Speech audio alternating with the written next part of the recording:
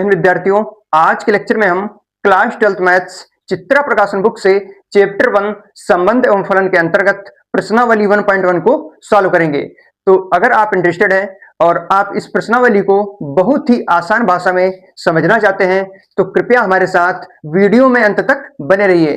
तो प्रश्नावली 1.1 का पहला प्रश्न दिया है कि यदि समुच्चय a बराबर a, b और b बराबर 2, 3, c बराबर 3, 7 तब A cross B union C ज्ञात कीजिए। तो सबसे पहले हम निकालेंगे B union C। B union C निकाल लेंगे, फिर उसके बाद जो भी हमें मिलेगा उसका क्रॉस A के साथ करा देंगे। तो नोट कर लेंगे यहां पर हम जो समुच्चय B दिया है, समुच्चय B के अवयव हैं 2, 3 और C के अवयव हैं 3, 7। फिर निकालेंगे हम B यूनियन C बराबर, तो लिखेंगे यहां पर 2, 3 और 7। अब यहां पर समुच्चय B में भी जो है अवयव 3 है और समुच्चय C में भी अवयव 3 है।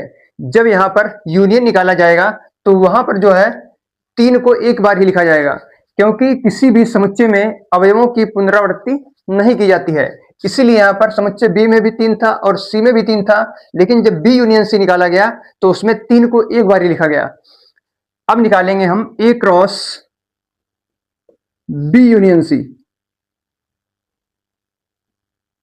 बराबर समुच्चय A के अवयव हैं A, B cross B union C हमें मिला है 2, 3, 7। तो A cross B union C मिलेगा हमें A, 2, फिर उसके बाद A, 3, फिर उसके बाद A, 7, फिर उसके बाद B, 2, फिर B, 3, फिर B, 7। तो ये हमारा निकल चुका है A cross B union C। तो यही हमारा फाइनल आंसर हो जाएगा। इसके बाद दूसरा प्रश्न दिया है कि यदि R बराबर x, y such that x, y belongs to z, x square plus y square is less than equal to 4। जो x स्क्वायर और y स्क्वायर का योग होगा वो या तो 4 होगा या तो 4 से छोटा होगा, द्वारा z पर परिभाषित एक संबंध है। यहां पर z का मतलब हुआ कि पूर्णांकों का समुच्चय, पूर्णांकों के समुच्चय को z से दर्शाते हैं। फिर उसके बाद लिखा तो इसका परिसर ज्ञात कीजिए। जो परिसर होते हैं वे y के मान होते हैं। अगर इस प्रश्न में कहता कि प्रांत ज्ञात कीजिए तो प्रांत जो होते हैं वे x के मान होते हैं। तो जो परिसर होते हैं, परिसर y के मान होते हैं।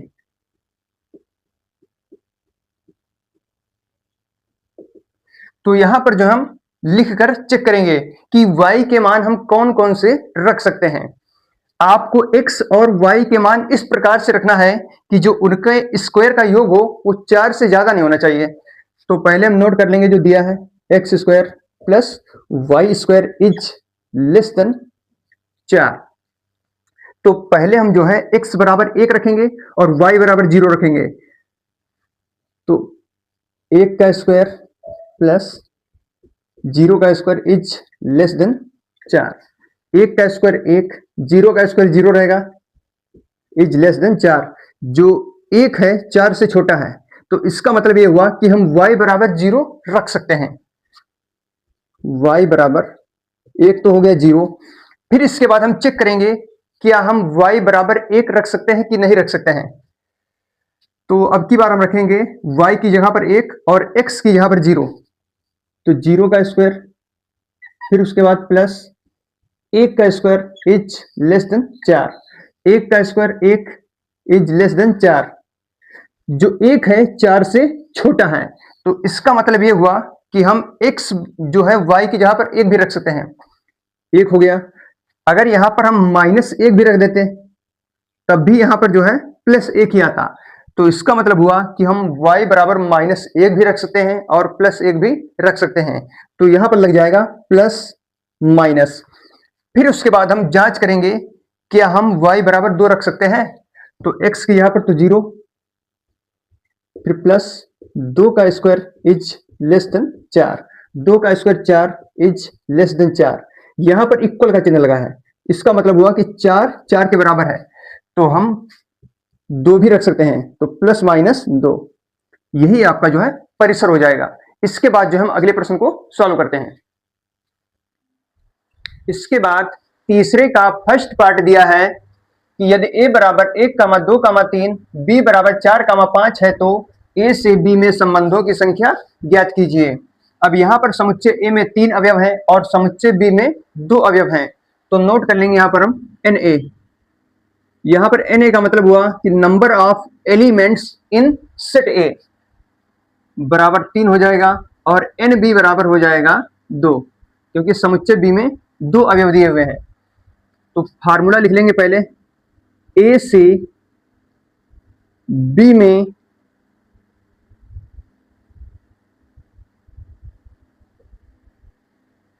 संबंधों की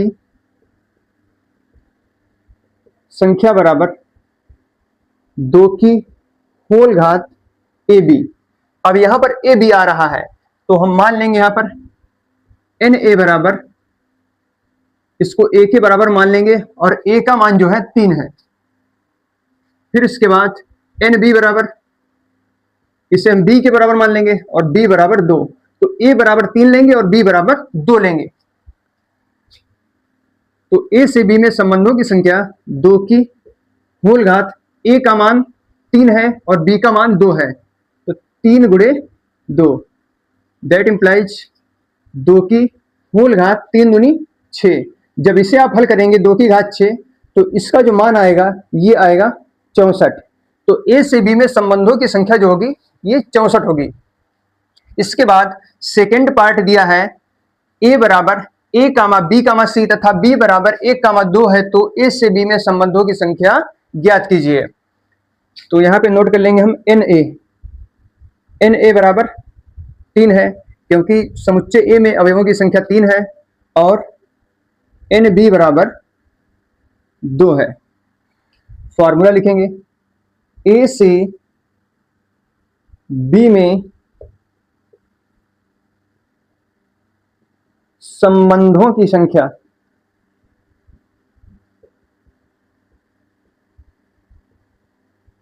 दो की होल घात ए बी। अब यहां पर लिख लेंगे, यहां पर एन ए बराबर 3। फिर इसके बाद एन बी बराबर, इसे बी के बराबर मानकर लिख लेंगे 2। तो ए का मान 3, बी का मान 2, तो 2 की होल घात 3 गुणे 2, दैट इंप्लाइज 2 की होल घात 3 गुणे 2, तो 2 की होल घात 6, फिर बराबर मिलेगा हमें 64। तो ए से बी में संबंधों की संख्या जो है 64 हो जाएगी। फिर इसके बाद तीसरा दिया है ए बराबर 1,2,3 तथा बी बराबर a,b,c,d, तब ए से बी में संबंधों की संख्या ज्ञात कीजिए। तो समुच्चय जो ए है इसमें 3 अवयव दिए हैं और समुच्चय बी में 4 अवयव दिए हुए हैं। तो लिखेंगे ए से बी में संबंधों की संख्या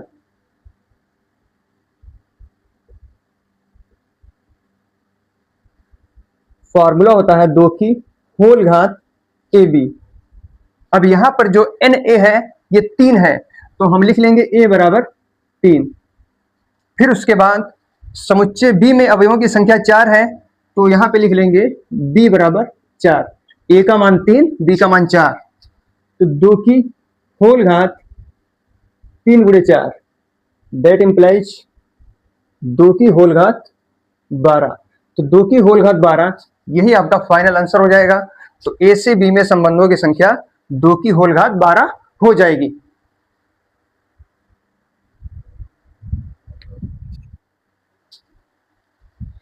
तो इसके बाद चौथा प्रश्न दिया है, यदि a बराबर 1, 2, 3 एवं b बराबर 4, 5, 6 है तो निम्नलिखित में कौन समुच्चय a से b में संबंध है, कारण सहित लिखिए। तो यहां पर पहला संबंध दिया है 1, 4, 1, 5, 1, 6। तो इस प्रश्न को हल करने के लिए सबसे पहले आपको निकालना पड़ेगा a क्रॉस b। तो निकालेंगे हम यहां पर सबसे पहले a क्रॉस b बराबर समुच्चय a के अवयव दिए हैं 1, 2, 3 क्रॉस b के अवयव दिए हैं 4, 5, 6। तो a क्रॉस b बराबर, अब यहां पर क्रमित युग्म मिलेगा हमें पहला 1, 4, फिर उसके बाद 1, 5, फिर उसके बाद 1, 6, फिर उसके बाद 2, 4, फिर 2, 5, 2, 6, फिर उसके बाद 3, 4, फिर 3, 5, फिर 3, 6। ये निकल चुका है हमारा a क्रॉस b। अब यहीं से हम चेक करेंगे जो पहला संबंध R1 दिया है 1, 4, 1, 5, 1, 6, क्या 1, 4 a क्रॉस b में आ रहा है? तो 1, 4 भी मिल रहा है, 1, 5 भी मिल रहा है और 1, 6 भी मिल रहा है। तो इसका मतलब ये हुआ कि जो R1 है ये उप समुच्चय है a क्रॉस b का। तो यहां पर जो है R1 a क्रॉस b का उप समुच्चय है। तो लिख देंगे यहां पर हम a से b में संबंध है।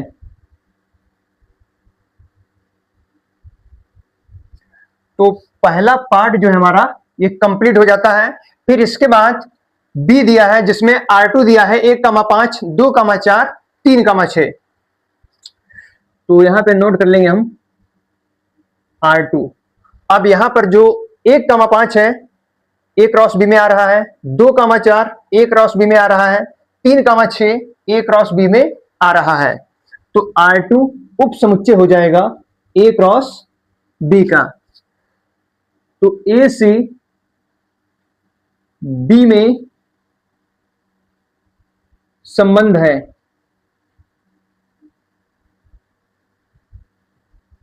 फिर इसके बाद जो C दिया है R3, इसको भी हम जांच करेंगे। अब जो R3 दिया है इसमें 1, 4 दिख रहा है, 1, 5 भी दिख रहा है, 3, 6 है वो भी a क्रॉस b में दिख रहा है। लेकिन यहां पर जो 2, 6 है ये भी दिख रहा है, 3, 4 भी दिख रहा है। तो इसका मतलब ये हुआ कि जो R3 होगा ये उप समुच्चय हो जाएगा a क्रॉस b का। तो a से b में संबंध है।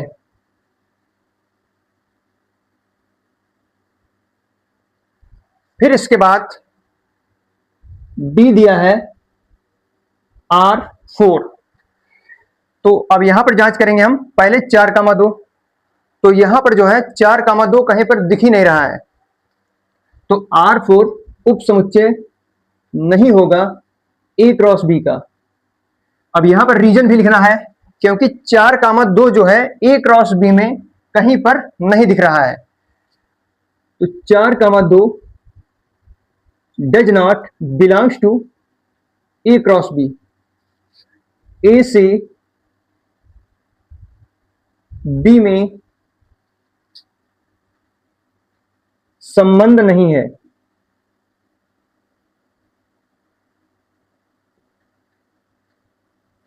फिर इसके बाद E दिया है a क्रॉस b। देखिए प्रत्येक समुच्चय स्वयं का उप समुच्चय होता है। तो a क्रॉस b उप समुच्चय हो जाएगा a क्रॉस b का, क्योंकि जो a क्रॉस b है पूरा a क्रॉस b जो है a क्रॉस b में आएगा। तो प्रत्येक समुच्चय जो होता है स्वयं का उप समुच्चय होता है। तो a से बी में संबंध है,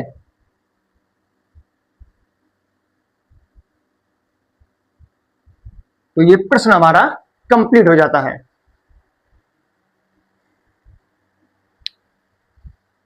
तो इसके बाद पांचवा प्रश्न दिया है, माना आर समुच्चय क्यू से क्यू में एक संबंध निम्नवत परिभाषित है और आर बराबर A comma B such that A comma B belongs to Q तथा A minus B belongs to Z. सिद्ध कीजिए कि पार्ट ए दिया है, प्रत्येक ए बिलोंग्स टू क्यू के लिए ए comma A belongs to are, ये हमें जो है सिद्ध करना है। अब जो यहाँ पर क्यू है ये परिमेय संख्याओं का समुच्चय है और जो जेड है ये पूर्णांकों का समुच्चय है। तो यहाँ पे लिखा है ए कामा ए, अगर इसकी तुलना हम ए कामा बी से करें तो बी बराबर हमें ए मिलेगा, तो जहां जहां बी होगा वहां पर जो हम ए कर देंगे। अब यहाँ पे लिखा है A minus B belongs to Z, तो बी की यहाँ पर करेंगे हम A minus A belongs to Z for all A belongs to Q. A minus A zero होता है, तो जीरो बिलोंग्स टू जेड, जो जीरो है ये पूर्णांक है और जो जेड होता है ये पूर्णांकों का समुच्चय होता है। तो A comma A belongs to R for all A belongs to Z. तो पार्ट ए हमारा सिद्ध हो चुका है। फिर इसके बाद पार्ट बी दिया है, A comma B belongs to R that implies B comma A belongs to R, जबकि A comma B belongs to Q. जो ए और बी हैं ये परिमेय संख्याएं हैं। A comma B belongs to R का मतलब हुआ कि जो ए माइनस बी है ये पूर्णांक है, तो नोट कर लेंगे यहां पर हम A minus B belongs to Z. अब यहां पर जो हम माइनस कॉमन ले लेंगे, तो माइनस कॉमन लेंगे तो अंदर बचेगा B minus A belongs to Z. तो उदाहरण यहां पर एक दे देंगे हम, जैसे अगर हम a बराबर 5 मान लें और b बराबर 2 मान लें, अगर हम निकालें a माइनस बी तो मिलेगा हमें 5 माइनस 2 बराबर 3। अब जो 3 मिला है हमें ये क्या है, एक पूर्णांक है। अगर हम उल्टा कर दें, अगर b में से a घटा दें तो हमें मिलेगा 2 माइनस 5 बराबर माइनस 3। अब जो माइनस 3 मिला है ये भी पूर्णांक है। अगर 3 पूर्णांक है तो माइनस 3 भी पूर्णांक है, क्योंकि पूर्णांक के अंतर्गत धनात्मक संख्या भी आती हैं और ऋणात्मक संख्या भी आती हैं। तो minus bracket B minus A belongs to Z, ये भी जो आपका है ये एक पूर्णांक है। तो ये जो है आपका पार्ट बी भी कंप्लीट हो जाता है। फिर इसके बाद A comma B belongs to R तथा B comma C belongs to R, फिर that implies A comma C belongs to R, जबकि A comma B comma C belongs to Q. जो ए बी सी है ये परिमेय संख्याएं हैं। A comma B belongs to R का मतलब हुआ कि A minus B belongs to Z तथा B comma C belongs to R का मतलब यह हुआ कि B minus C belongs to Z. फिर उसके बाद जो है यहां पर पहले हमें उदाहरण दे देंगे। यदि a बराबर 3 है, b बराबर 4 है और c बराबर 2 है, तो पहले निकालेंगे हम a minus B. a minus B 3 minus 4 मिलेगा हमें माइनस 1। अब जो माइनस 1 है ये भी क्या है, पूर्णांक है। फिर उसके बाद निकालेंगे हम b माइनस सी। b माइनस सी 4 माइनस 2, 4 में से 2 गए 2 बचे, जो 2 आया है ये भी पूर्णांक है। फिर निकालेंगे हम a माइनस सी, चेक करेंगे कि जो a माइनस सी का मान है वो पूर्णांक है कि नहीं है। तो a माइनस सी पहले नोट करेंगे, a का मान 3 है और c का मान जो है हमने 2 माना था, 3 में से 2 गए 1 बचा। अब जो 1 आया है ये भी पूर्णांक है। तो नोट कर लेंगे यहां पर हम a minus C belongs to Z, जो है ये सत्य है। और इसके लिए हमने यहाँ पर एक एग्जाम्पल भी दिखा दिया है। तो हमारा जो ये पार्ट सी था ये भी कंप्लीट हो चुका है। इसके बाद हम अगले प्रश्न को सॉल्व करेंगे। तो प्रश्न नंबर 6 दिया है, वास्तविक संख्याओं के समुच्चय R पर एक संबंध R1 इस प्रकार परिभाषित है कि A, B belongs to R1 double implies that 1 plus AB is greater than 0, जबकि A, B belongs to R, जो R है ये वास्तविक संख्या है। तो A और B जो होंगे ये वास्तविक संख्या होंगे। सिद्ध कीजिए कि प्रत्येक A belongs to R के लिए A, A belongs to R1। अब यहां पे लिखा है 1 plus A B is greater than 0, तो जहां पर बी है वहां पर ए कर देंगे। तो 1 प्लस ए गुणे A is greater than 0, 1 plus A square is greater than 0। तो A belongs to R1 for all A belongs to R, क्योंकि 1 प्लस ए स्क्वायर सदैव 0 से बड़ा होगा। एक उदाहरण भी जो है हम यहां पर दे देंगे। उदाहरण, माना a बराबर 2, तो 1 प्लस ए स्क्वायर 0 से बड़ा है, a की जगह पर 2 रखेंगे, तो 1 प्लस 2 का स्क्वायर 4 इज ग्रेटर देन 0। तो 4 प्लस 1 5 होता है, जो 5 है 0 से सदैव बड़ा होता है। तो पार्ट जो ए है ये हमारा कंप्लीट हो चुका है। इसके बाद हम पार्ट बी को सॉल्व करेंगे। तो पार्ट बी दिया है A, B belongs to R1 that implies B, A belongs to R1, जबकि A, B belongs to R। A, B belongs to R1 का मतलब है कि 1 plus A B is greater than 0। तो नोट कर लेंगे यहां पर हम 1 plus A B is greater than 0। B, A belongs to R1 का मतलब है कि 1 plus B A is greater than 0। तो 1 प्लस ए बी जो है सदैव 0 से बड़ा होगा और 1 प्लस बी ए भी सदैव 0 से बड़ा होगा।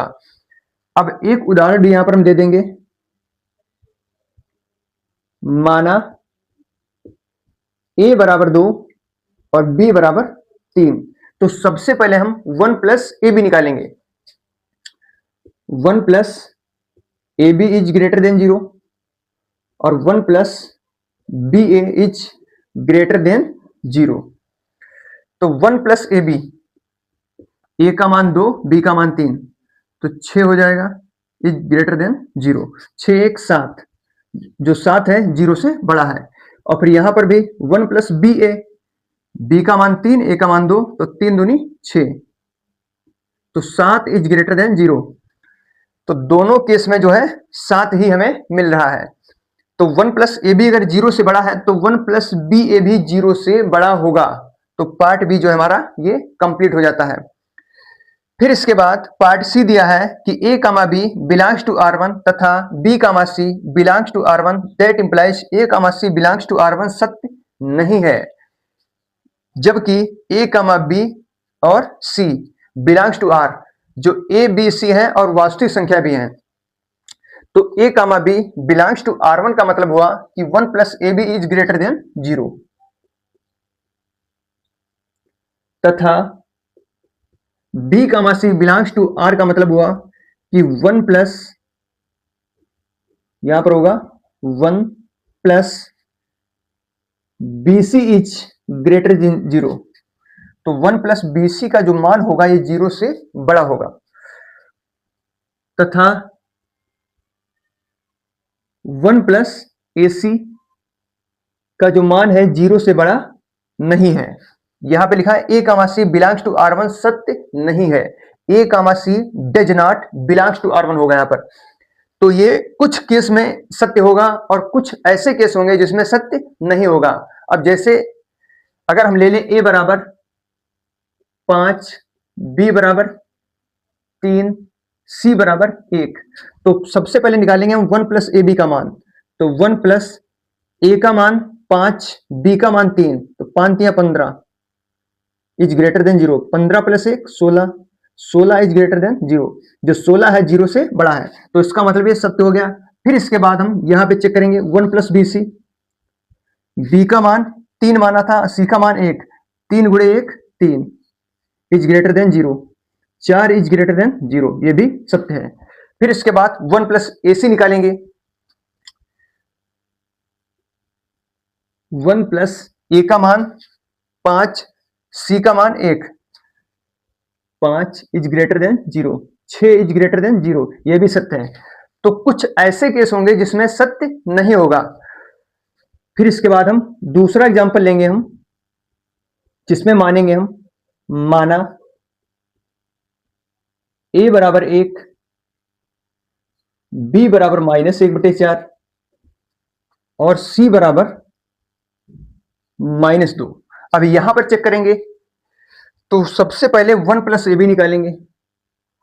1 plus AB is greater than 0, तो 1 प्लस A का मान 1 और B का मान -1/4, तो 1 गुणे -1/4 इज ग्रेटर देन 0, तो 1 माइनस 1/4 इज ग्रेटर देन 0, तो मिलेगा हमें 3/4 इज ग्रेटर देन 0, तो ये भी जो है यहां पर सत्य है।